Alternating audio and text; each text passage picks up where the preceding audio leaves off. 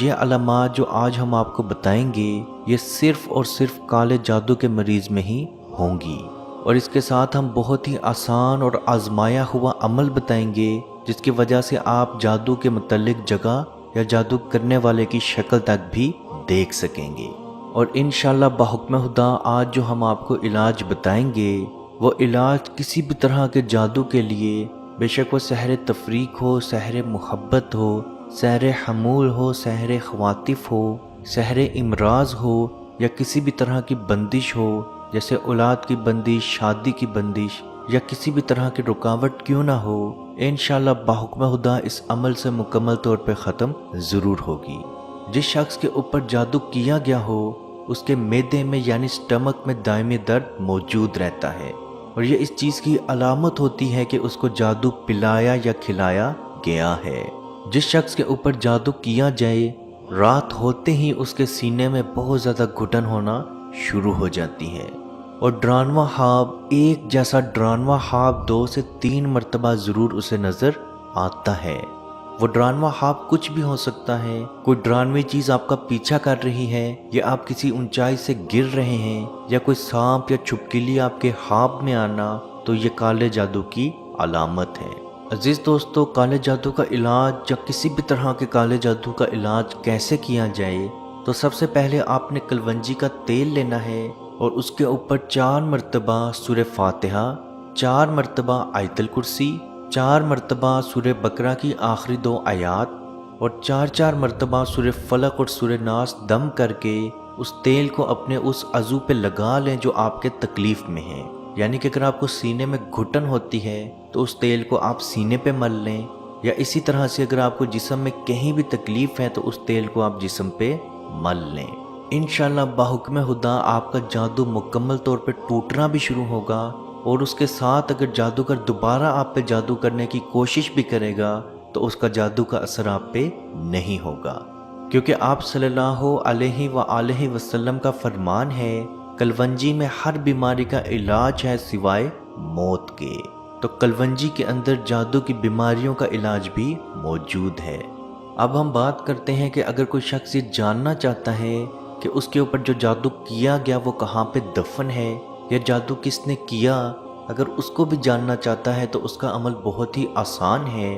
مولانا عبدالسلام فرماتے ہیں کہ ان کے پاس ایک نوجوان لڑکی آئی، اور جب انہوں نے اس پہ قرآن مجید پڑھا تو انہیں معلوم ہوا کہ اس لڑکی کے اوپر، اس چھوٹی سی بچی کے اوپر بہت ہی طاقتور جادو کیا گیا ہے، اور اس کی وجہ یہ تھی کہ اس بچی کو نیند میں اور جاگتے ہوئے دونوں وقتوں میں خیالی تصویریں اور سائے نظر آ رہے تھے۔ انہوں نے علاج اس بچی کے گھر والوں کو بتا دیا، لیکن انہوں نے یہ پوچھا کہ ہم یہ جاننا چاہتے ہیں کہ وہ جادو کہاں پہ دفن ہے۔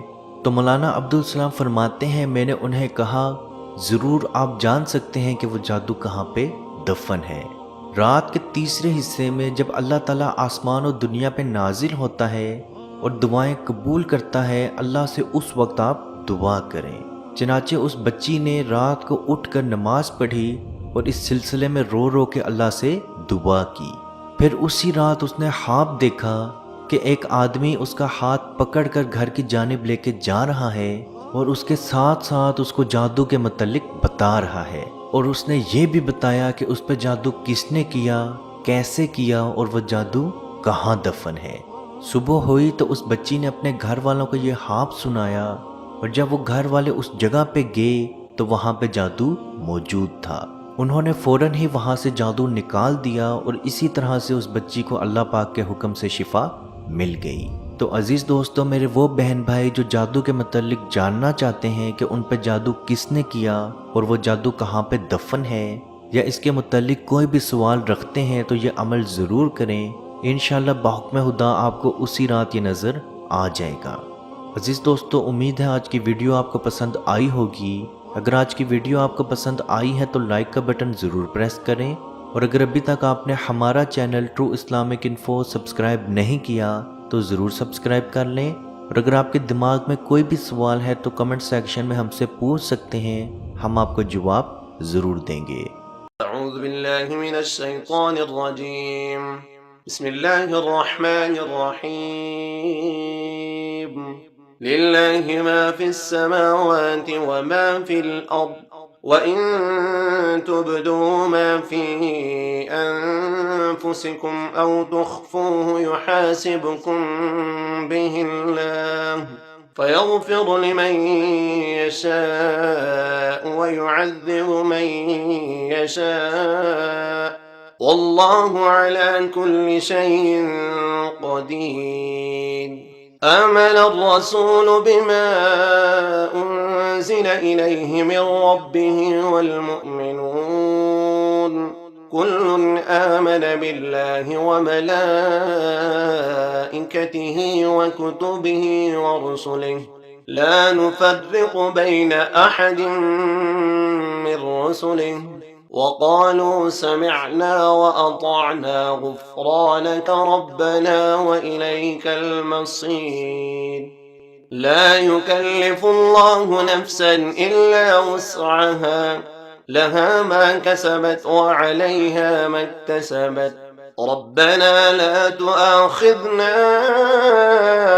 إن نسينا أو أخطأنا ربنا ولا تحمل علينا إصرا كما حملته على الذين من قبلنا ربنا ولا تحملنا ما لا طاقة لنا به واعف عنا واغفر لنا وارحمنا أنت مولانا فانصرنا على القوم الكافرين. أعوذ بالله من الشيطان الرجيم. بسم الله الرحمن الرحيم. أفحسبتم أنما خلقناكم عبثا وأنكم إلينا لا ترجعون فتعالى الله الملك الحق لا إله إلا هو رب العرش الكريم. ومن يدع مع الله إلها آخر لا برهان له به فإنما حسابه عند ربه إنه لا يفلح الكافرون. وقل رب اغفر وارحم وأنت خير الراحمين.